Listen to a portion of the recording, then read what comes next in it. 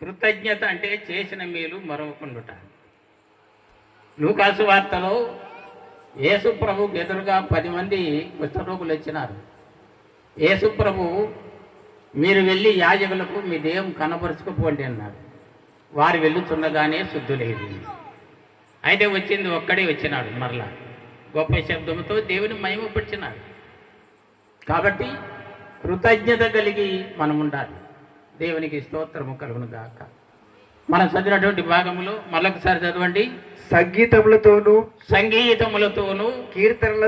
కీర్తనలతోనూ ఆత్మ సంబంధమైన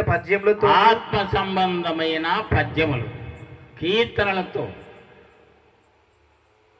ఆత్మ సంబంధమైన పద్యం. కీర్తన, మొదటి కీర్తన.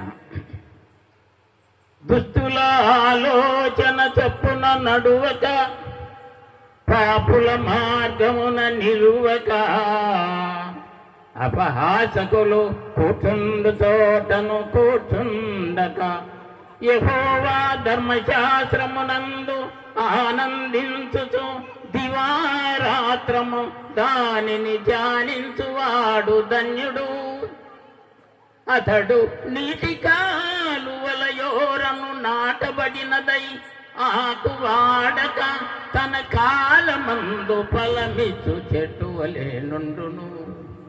అతడు చేయునదంతయు సఫలమగును. దుష్టులు అలాగున నుండక గాలి చెదరగొట్టు పొట్టు వలె నుందురు. నీతిమంతుల మార్గము యెహోవాకు తెలియును.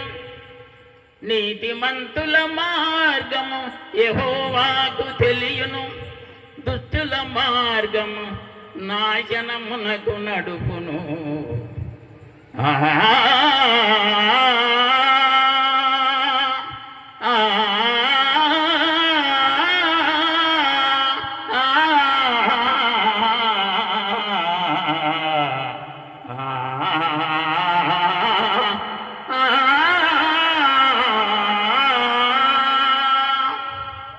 దుష్టుల ఆలోచన చొప్పున నడువక, పాపుల మార్గం నడువక కూర్చుండక దేవుని ధర్మశాస్త్రంలో ఆనందించి వాడద్దని